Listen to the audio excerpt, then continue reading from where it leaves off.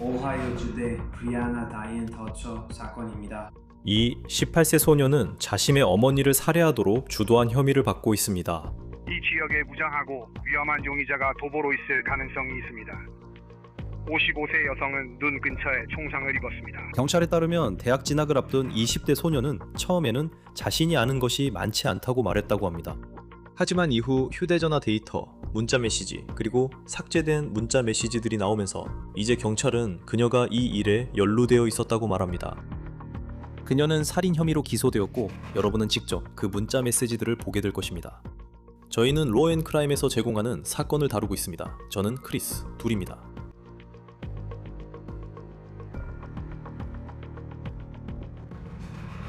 여러분, 오늘 제가 보여드릴 문자 메시지들을 정말 믿을 수가 없습니다.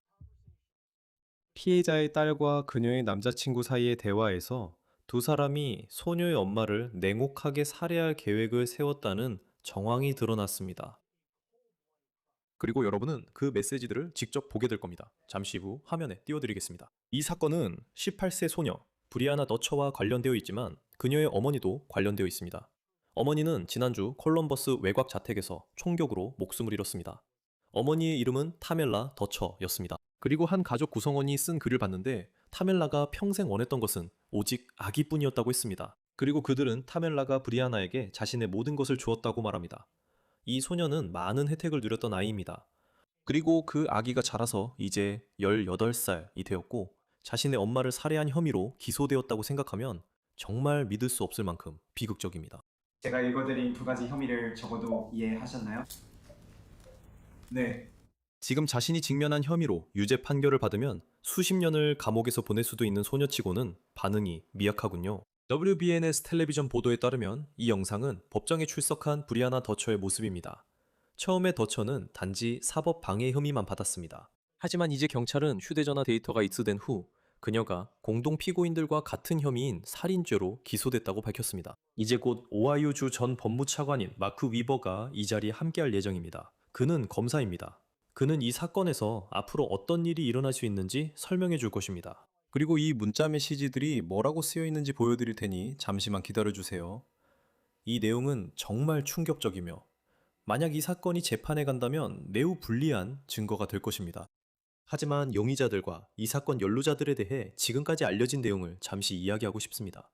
여기 그들의 머그샷이 있습니다. 여기 18세 브리아나 더처가 보이지만 그녀의 남자친구인 20세 크리스찬 에반스도 있습니다. 그리고 21세 데자미어 스페인도 있는데 그는 크리스찬 에반스의 룸메이트로 알려져 있습니다. 경찰에 따르면 브리아나는 크리스찬 에반스와 연인 관계였으며 그 관계가 브리아나의 어머니에게 일어난 일의 중심에 있었을 것으로 보고 있습니다. 그리고 지난주 한밤중에 그들의 집에서 벌어진 폭력 사건은요. 하지만 저는 그날 밤에 무슨 일이 있었는지 이야기하고 싶습니다. 8월 14일 이른 아침에 있었던 무전 기록이 있습니다. 한번 들어보시죠. 여기 있습니다. 총격 사건입니다. 펌프차 321호, 구급대 321호, 그리고 지시대 321호, 출동하십시오. 이것이 바로 델라웨어 카운티, 오하이오에 있는 이 집으로 긴급 구조대가 출동하라는 호출입니다. 이곳은 콜럼버스에서 멀지 않은 곳입니다. 이 모든 일은 자정이 조금 지난 후에 벌어졌습니다. 경찰이 집에 도착했을 때 타멜라 더처가 있었고 그녀는 머리에 총상을 입고 있었습니다. 당신은 델라웨어 카운티 보안관실의 지시에 따라 대기하게 될 것입니다. 이 지역에 무장한 위험한 용의자가 이 지역에서 도보로 이동 중일 수 있습니다. 55세 여성, 눈 근처에 총상을 입었습니다. 그녀는 아직 숨을 쉬고 있습니다. 그들은 시혈을 시도하고 있습니다. 지금 우리가 형사 고소장에서 확인한 세부 사항에 따르면 이 엄마와 그녀의 남편에게 일어난 일은 정말로 냉혹한 범죄라고 할 수 있습니다. 제가 말하는 게 바로 이런 겁니다. 고소장에 따르면 에반스와 페인이 집에 들어와서 타멜라에게 총을 쏘고 그녀의 얼굴을 맞췄다고 합니다. 이제 타멜라의 남편은 닐 킹이라는 남성으로 확인되었습니다. 그는 아내를 도우려고 다가옵니다. 그녀는 땅에 쓰러져서 목숨을 부지하려고 사투를 벌이고 있었으니까요. 그리고 그 순간 경찰은 에반스와 페인이 닐 킹에게 두 번째 총을 쐈다고도 주장합니다. 다행히도 그들은 빗나갔습니다. 한번 생각해 보세요. 이 남자는 바닥에 쓰러져 죽어가는 아내를 살리기 위해 싸우고 있습니다. 그리고 이 두 남자는 그를 죽이려고 했다고 합니다. 이제 경찰은 에반스와 페인이 도망쳤다고 말합니다. 보도에 따르면 그들은 웨스트 버지니아까지 도망쳤다고 합니다. 그리고 다시 오하이오로 돌아왔고 그곳에서 체포되었습니다. 이제 경찰은 에반스와 페인만 현장에 있었던 것이 아니라고 말합니다. 타멜라의 18살 딸 브리아나도 있었습니다. 그녀도 그 자리에 있었습니다. 그리고 경찰은 그녀가 무슨 일이 일어나고 있는지 정확히 알고 있었다고 주장합니다. 사실 그녀도 공범이었다고 합니다. 피고인은 처음에는 그 자리에 있었을 수 있는 다른 사람이 누구인지 모른다고 했습니다. 하지만 금요일에 결국 수사관들에게 에반스 씨와 페인 씨가 그 자리에 있었다고 인정했지만 자신이 사건에 연루됐거나 집안에서 무슨 일이 있었는지를 봤다는 점은 부인했습니다. 이제 우리가 다루는 많은 사건에서 볼 수 있듯이 휴대전화 데이터가 진실을 담고 있을 수 있습니다. 그리고 이번 사건에서 검찰도 그렇게 생각하는 것 같습니다.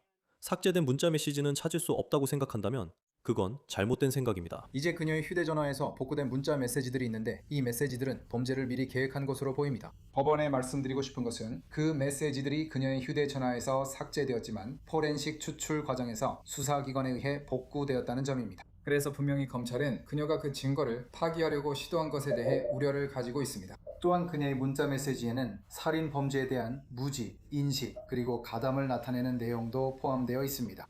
그래서 저는 이 메시지들과 이 폭력의 중심에 무엇이 있었는지에 대해 이야기하고 싶습니다. 경찰에 따르면 브리아나와 그녀의 어머니는 목요일에 다툼을 벌였다고 합니다. 이 일은 총격 사건이 발생하기 몇 시간 전이었습니다. 그리고 이 다툼은 집안일, 청소 문제로 벌어진 것으로 전해졌습니다. 그게 전부입니다. 그래서 브리아나는 이 다툼에 대해 남자친구인 크리스천 에반스에게 하소연했다고 합니다. 그리고 그는 이렇게 말했다고 전해집니다. 인용하자면 내가 너라면 그녀를 죽였을 거야. 이들은 아직 젊은 사람들이에요. 그는 20살이고 그녀는 18살입니다. 저 말이 비유적인 표현일까요? 누군가는 그렇게 볼 수도 있겠죠. 하지만 법 집행기관이 밝힌 다음 몇 시간 동안의 사건 전개에 따르면 검찰에 의하면 그런 말 뒤에는 분명히 행동이 따랐다고 합니다. 이제 컬럼버스의 WBNS 텔레비전에 따르면 범죄 혐의 소명 진술서는 이 메시지들에 대해 매우 자세하게 설명하고 있습니다. 그리고 그들은 집안 청소 문제로 큰 싸움이 있었다고 할 뿐만 아니라 브리아나가 결국 경찰에게 크리스천 에반스와의 관계에 대해 이야기했다고 말합니다. 그리고 이것은 일종의 비밀스러운 관계였던 것으로 보이며 브리아나는 부모님이 이 사실을 알기를 원하지 않았습니다. 그리고 그녀는 그 이유가 그녀의 말에 따르면 부모님이 매우 인종차별적이었기 때문이라고 주장했습니다. 그래서 그녀는 부모님이 크리스천 에반스와의 이 관계를 결코 허락하지 않았을 것이라고 말했습니다. 그리고 경찰에 따르면 삭제된 문자 메시지에는 브리아나와 크리스천이 이 공격을 계획하고 있었다는 내용이 담겨 있다고 합니다. 크리스천과 그의 룸메이트가 그 집에 들어가 그녀의 부모님에게 총격을 가하기 전에 말이죠. 그래서 WBNS는 이 문자 메시지들을 가지고 있습니다. 그들은 이를 혐의 소명 진술서에서 정리했고 보도에 따르면 내용은 다음과 같습니다. 어떤 순서와 어떤 시간에 이 메시지들이 보내졌는지는 명확하지 않다는 점을 말씀드리겠습니다. 하지만 경찰에 따르면 크리스천은 브리아나에게 둘 다 죽게 되면 그들이 숨겨져야 한다고 문자로 보냈다고 합니다. 만약을 위해서요. 크리스천은 또 이렇게 말합니다. 나도 네가 총을 하나 가져야 한다고 생각해.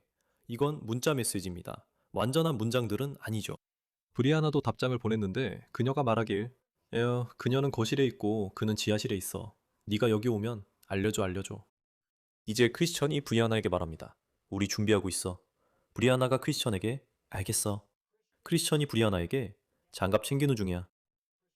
크리스천은 또 둘 다 죽으면 그들이 숨겨져야 한다고 말합니다. 둘 다 동시에 처리해. 브리아나가 크리스천에게 알겠어. 크리스천이 브리아나에게 이건 완벽해야 해. 브리아나가 크리스천에게 그냥 내가 처리할게. 크리스천이 브리아나에게 어떻게? 브리아나가 크리스천에게 그래, 우리가 실제로 도와줄게. 크리스천이 브리아나에게 비 오는 날 신발까지 다. 크리스천이 브리아나에게 너 버브약 같은 거 다 알지? 크리스천이 브리아나에게 이거 할 준비 얼마나 됐어? 브리아나가 크리스천에게 강에 버릴까 아니면 태울까? 크리스천이 브리아나에게 밖으로 나와서 브라우닝을 가져와. 정말 소름 끼치네요. 물론 이 모든 것은 아직 혐의일 뿐입니다. 그녀, 크리스천, 드자미우스 페인 모두 유죄가 입증되기 전까지는 무죄입니다. 하지만 그 문자 메시지들을 읽어보면 정말 놀랍네요. 이제 크리스천의 룸메이트인 21살 드자미우스 페인에 대해 조금 이야기해보죠. 브리아나가 어느 시점에서 페인이 몇 달 전 이번 총격 사건이 일어나기 전에 자신의 가족을 납치하겠다고 협박했다고 말했다고 전해집니다. 그 협박이 어떤 맥락에서 나온 것인지는 현재로서는 불분명합니다. 경찰은 또한 에반스가 총을 더처집에 가져온 것으로 보고 있습니다. 하지만 현재로서는 WSYX에 따르면 누가 총을 쐈는지 경찰도 확실히 알지 못하고 있습니다. 이제 비록 브리아나가 집안일 때문에 엄마와 심하게 다툰 것처럼 들리지만, 그리고 브리아나의 어머니가 크리스천 에반스를 브리아나의 남자친구로 인정할지에 대한 우려가 분명히 있었지만, 그래도 여전히 궁금할 수밖에 없습니다. 어떻게 그런 살인을 계획하게, 그것도 혐의이긴 하지만 그런 지경까지 이르게 된 걸까요? 그리고 사실 그건 앞으로도 계속 미스터리로 남을 것입니다. 이제 이 사건은 교육적인 측면에서나 가족으로부터 받는 지원 등 인생에서 정말 많은 이점을 가진 소녀의 이야기로 보입니다. 그리고 정말 궁금해질 수밖에 없습니다. 어떻게 이런 방향으로 흘러가게 된 걸까요? 그러니까 브리아나는 델라웨어 카운티에 있는 지역 고등학교를 최근에 졸업한 학생이었고, 여러 기록에 따르면 그녀는 경쟁력 있는 육상 선수였습니다. WSYX에 따르면 그녀는 대학에서도 육상을 할 계획이었습니다. 그녀는 오하이오 웨슬리언 대학교에서 육상을 하기로 했습니다. 그곳은 콜럼버스에서 멀지 않은 명문 사립대학이고 스포츠에서는 디비전 3에 속합니다. 그리고 그녀가 그 학교에서 육상을 하기로 했다는 게시물이 있었던 것 같은데, 그 게시물은 인스타그램에 있는 오우 클래스 오브 2030이라는 계정에서 삭제된 것으로 보입니다. 현재 이 녹음이 이루어지는 시점에는 우리는 이 사건의 피해자인 브리아나의 어머니 사진을 가지고 있지 않습니다. 타밀라 더처는 비교적 조용하게 지내온 것으로 보입니다. 하지만 저희가 알아낸 것은 그녀가 심리학자로 일했던 것으로 보인다는 점입니다. 2002년에 그녀가 논문을 쓴 것으로도 보이는데, 24년 후에 경찰이 밝힌 사건을 생각하면 지금 와서 그 논문을 보는 것이 매우 충격적입니다. 그 논문의 제목은 The Violent Homicidal Adolescent 였습니다. Hearts Darkened Before Time입니다. 그리고 논문의 설명은 다음과 같습니다. 인용하자면, 청소년의 폭력과 살인 문제는 청소년에게 서비스를 제공하는 임상가들과 기관들이 직면한 가장 시급하고 어려운 문제 중 하나로 남아 있습니다. 이 논문은 연구 기반의 유형 분류와 청소년 살인범들에 대해 설명하고 있습니다. 그리고 수년이 지난 후, 그러니까 그녀가 2002년에 이 글을 썼을 때도 그 문제가 얼마나 시급했는지에 대해 이야기했습니다. 많은 사람들이 오늘날에도 여전히 이 문제가 매우 심각한 문제라고 말할 것이고, 이 이야기와 관련된 사람들을 생각해보면 이것이 분명히 문제임을 알 수 있습니다. 그리고 수년이 지난 지금도 믿기 힘듭니다. 바로 그 문제가 그녀의 생애 마지막 순간에 중심에 있었다고 합니다. 이제 이것이 브리아나의 변호사가 법정에서 한 말입니다.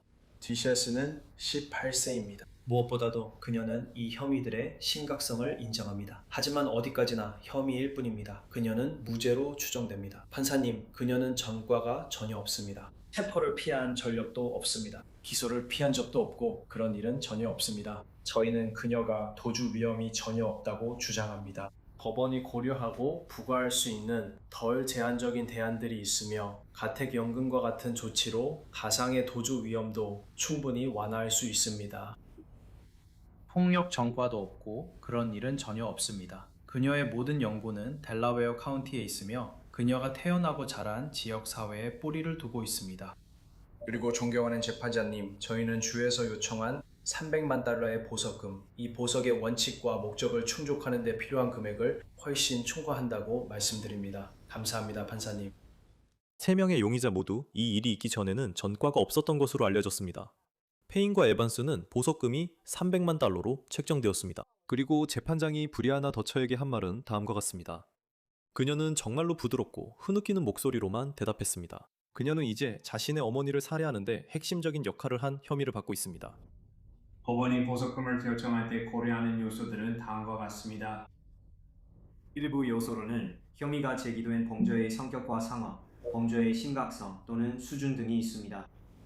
피고인의 전과 여부, 공공안전에 대한 위험성, 그리고 일관성을 유지하기 위해 유사한 사례들을 참고하는 것도 포함됩니다. 그리고 물론 이것들은 법원이 고려하는 요소들 중 일부에 불과합니다. 그래서 저는 이 사건에서 그런 요소들을 고려했으며 주 정부 측의 주장과 변호인 측의 주장도 함께 검토했습니다.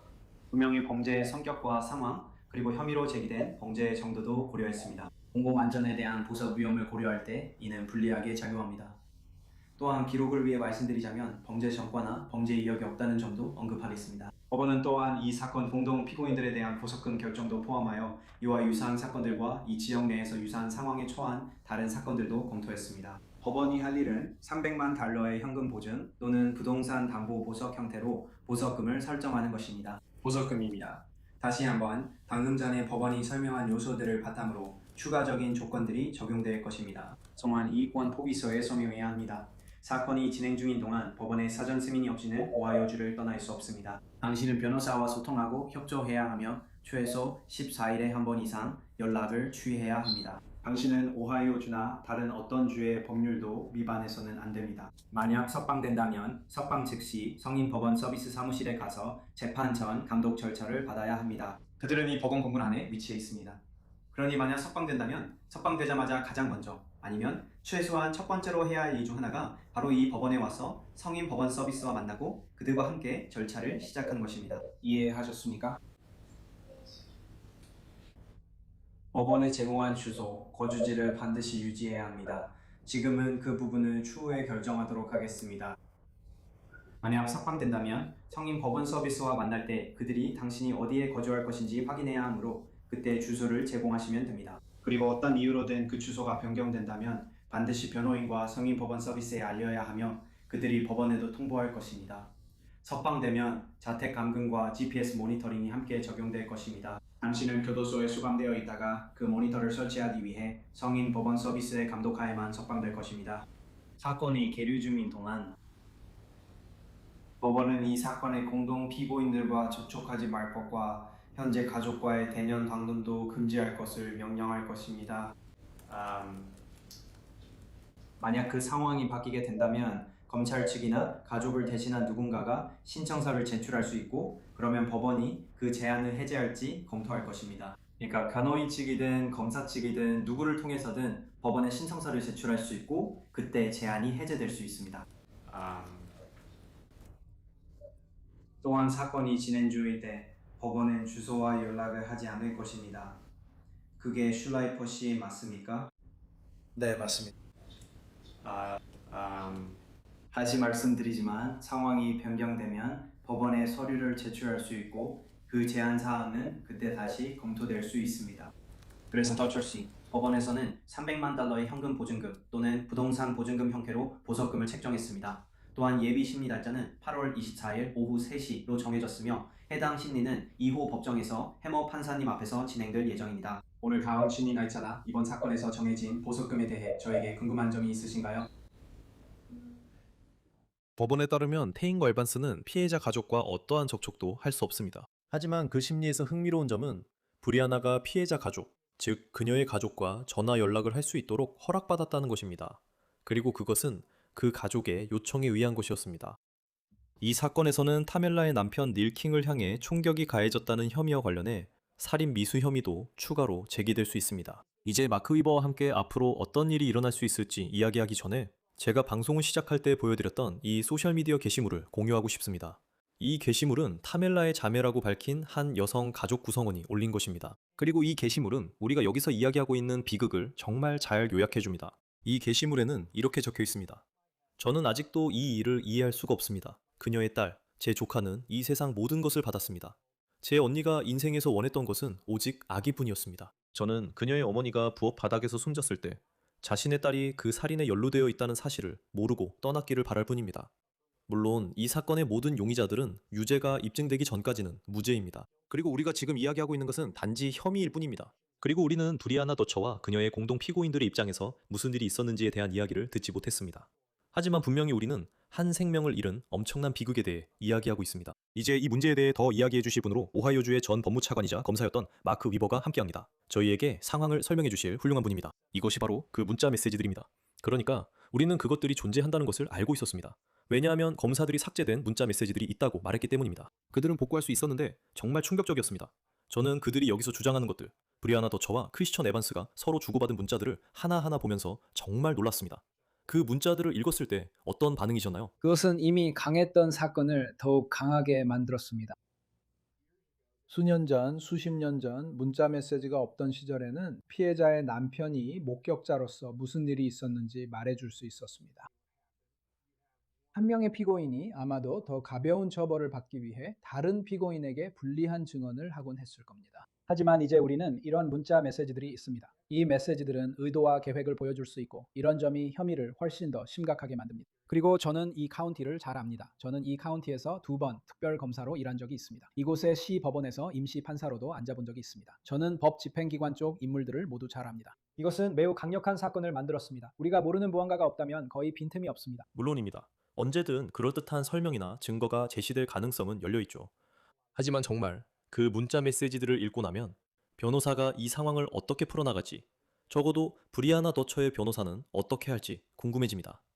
지금 이 시점에서 몇 가지 질문이 생깁니다. 법 집행 기반은 크리스천 에반스가 총을 집안으로 가져온 것으로 보고 있는 것 같습니다. 하지만 그의 룸메이트인 데자미어 스페인도 그 자리에 있었다고 알려져 있습니다. 누가 총을 쐈는지는 잘 모르는 것 같습니다. 그리고 그 문자 메시지들을 바탕으로 검사들은 더처가 이 일에 깊이 관여했다고 믿고 있습니다.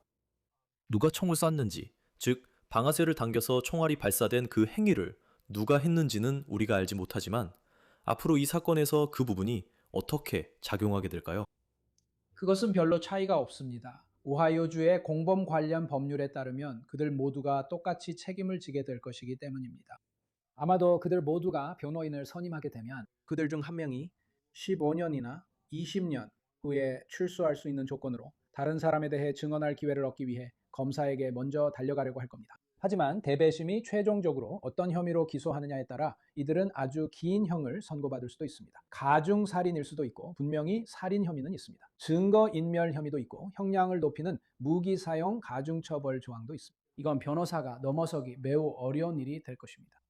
그리고 델라웨어 카운티가 어떻게 운영되는지에 대해 알고 있는 바에 따르면 한편으로는 그녀의 어머니라는 점도 있고 15년에서 20년 정도, 만약에 유죄 협상이 이루어진다면 형량을 줄일 수도 있을 것 같습니다. 반면에 만약 이 모든 것이 사실이고 장갑을 가져와라, 이렇게 할 거야, 우리가 시신을 처리할 거야 라는 메시지들이 있다면 상황이 달라집니다. 그들이 서로 주고받은 문자 내용을 보면 그녀는 어머니나 아버지 또는 새아버지가 이 관계를 승인하지 않을 거라고 생각했던 것 같습니다. 그리고 나서 집안일 때문에 다투게 됐다니 정말 믿기지 않습니다.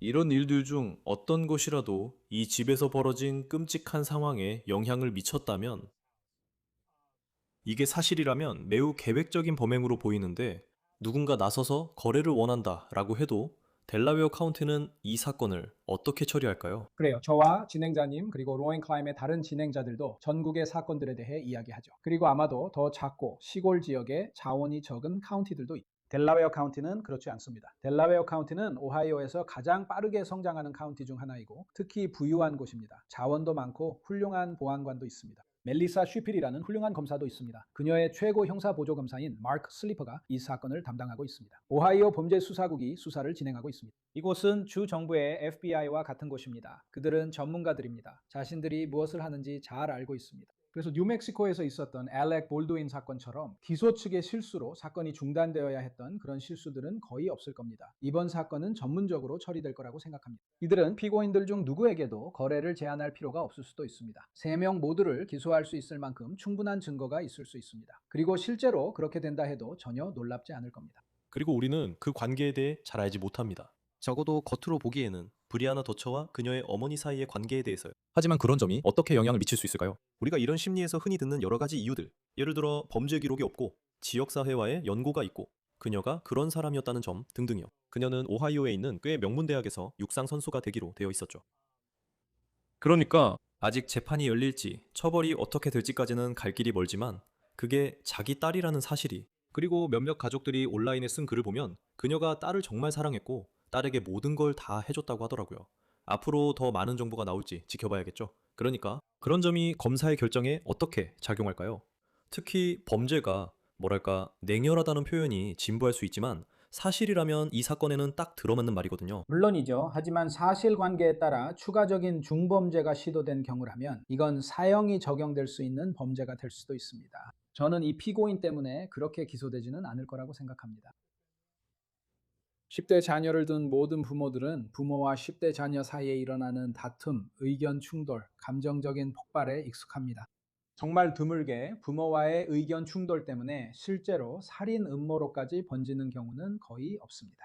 그리고 일부 보도에 따르면 더처 박사가 20년 전에 논문을 썼다는 점이 이 사건을 더욱 궁금하게 만듭니다. 청소년이 가족을 살해하는 현상과 특히 여성 청소년, 즉 소녀들이 그런 일을 저지를 가능성이 더 높다는 내용이었습니다. 만약 그게 사실이라면 이 사건에 있어서는 정말 잔인한 아이러니입니다. 하지만 당신 말이 맞아요. 이 피고인을 보면 델라웨어 카운티 배심원단조차도 사형을 선고하고 싶어 할 것 같지는 않습니다. 아마 그 점이 기소 결정에도 반영될 것입니다. 저는 그 점에 대해 검사와 이야기해 본 적이 없습니다. 그녀는 정말 똑똑한 사람이에요. 좋은 결정을 내릴 겁니다. 대배심도 올바른 혐의로 기소할 거예요. 하지만 우리는 앞으로도 이 사건에 대해 계속 듣게 될 것입니다. 매우 슬프고 어려운 사건에 대해 이야기할 기회가 앞으로도 많이 있을 겁니다.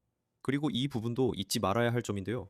형사 고소장에 따르면 이 남자 닐 킹이라는 사람이 타멜라 더처와 결혼한 사이고 그의 이름도 이미 공개되었습니다. 여기서 그녀가 총에 맞았고 그는 급히 달려가서 도움을 주려고 했습니다.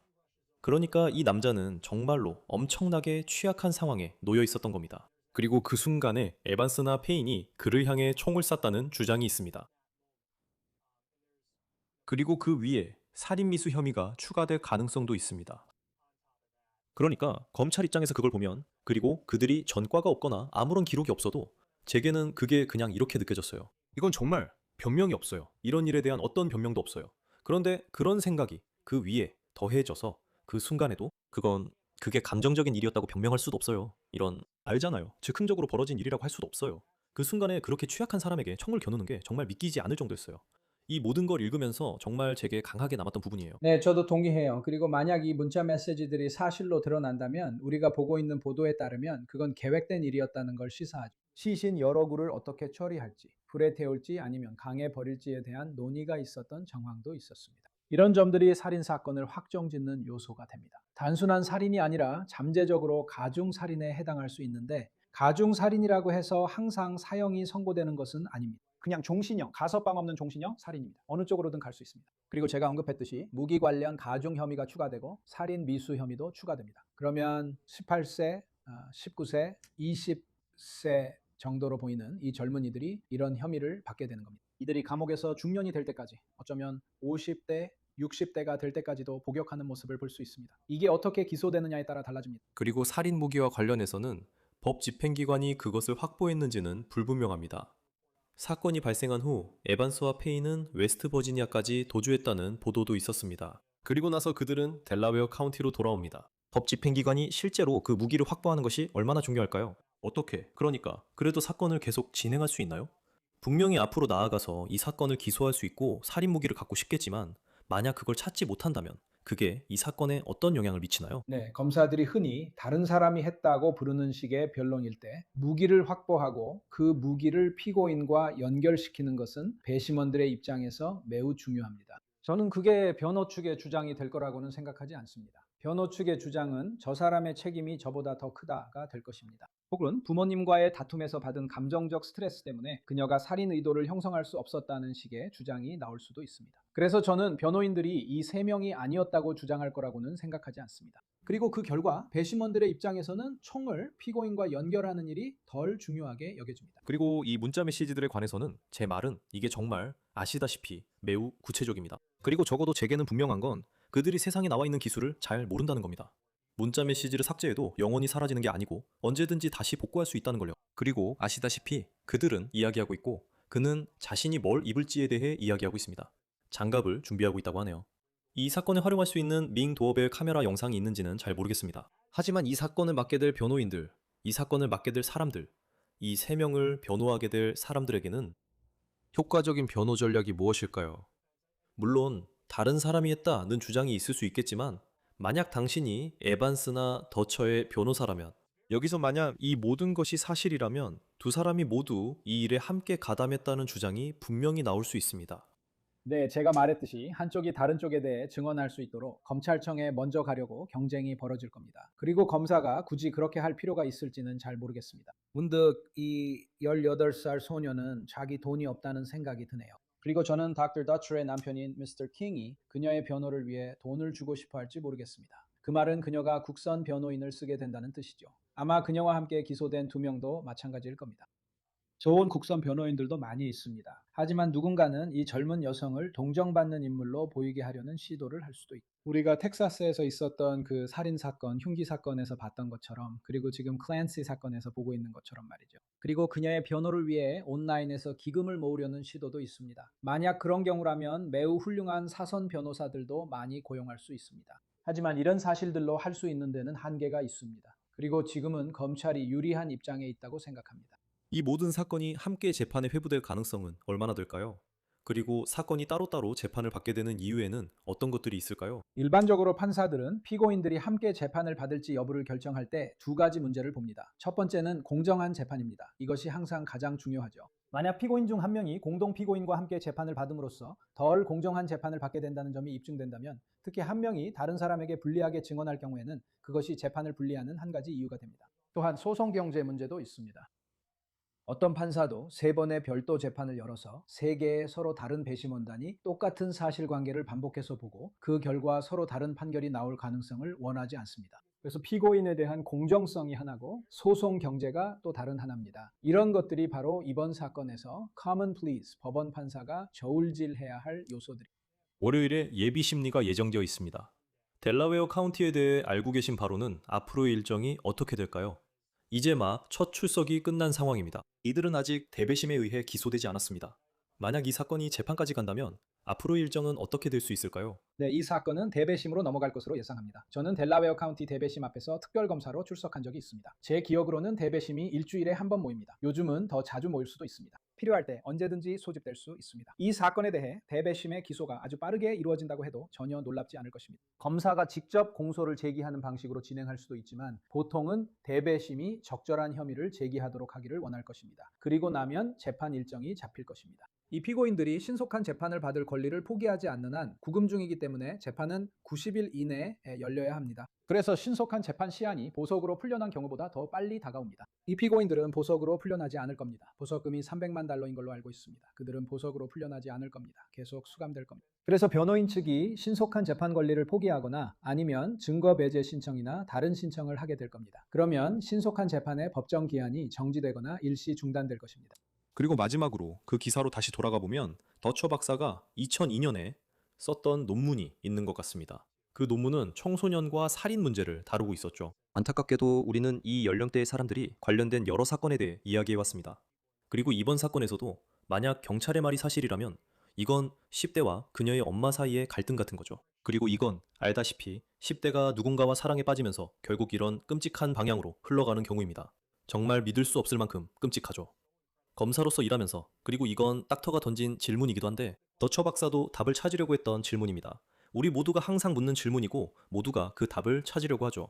그런데 이런 10대 살인 용의자들에게는 도대체 어떤 점이 있는 걸까요? 우리 같은 외부인에게는 정말 사소해 보이는 일들이 어떻게 이런 지경까지 오게 되는 걸까요? 그러니까 이 3명 모두 21살, 20살, 그리고 18살입니다. 상황에 따라서는 평생 감옥에서 나오지 못할 수도 있습니다. 네, 저는 이 주제에 대해 여러 가지로 알게 됐어요. 아마 크리스, 당신과는 다르게 저는 어리석은 10대 시절을 보냈죠. 총을 쏜 저도 적은 당신과 없지만 똑같았어요. 정말 멍청한 짓을 많이 했어요. 네, 저도 아마도요? 당신과 똑같았어요. 그리고 제 어머니도 고개를 저으시면서 왜 그런지 궁금해하셨어요. 그리고 역사적으로도 인간의 뇌는 20대 중반이 되어야 완전히 발달한다는 걸 알고 있죠. 그래서 10대들은 이미 호르몬과 감정 덩어리라고 할 수 있어요.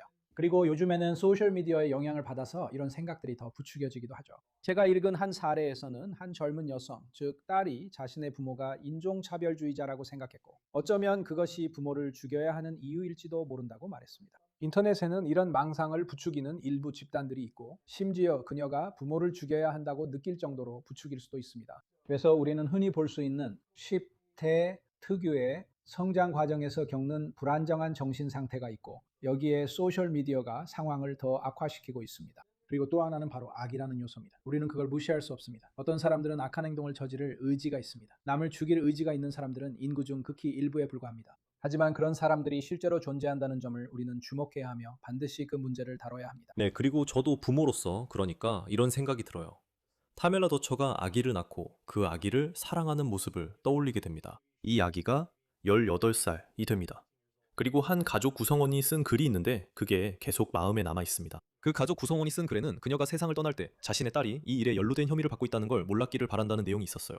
그게 정말 너무 슬픈 일입니다. 앞으로 어떻게 될지 지켜봐야겠죠? 이제 이 일은 사법 절차에 들어갔으니까요. 그리고 앞으로 이 사건에 많은 관심이 쏠릴 것 같습니다.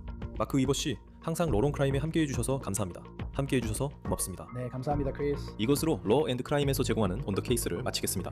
유튜브와 스포티파이에서 구독해 주세요. 그리고 저희는 피콕에서도 스트리밍 중입니다. 저는 크리스 스튜어트입니다. 다음 시간에 뵙겠습니다.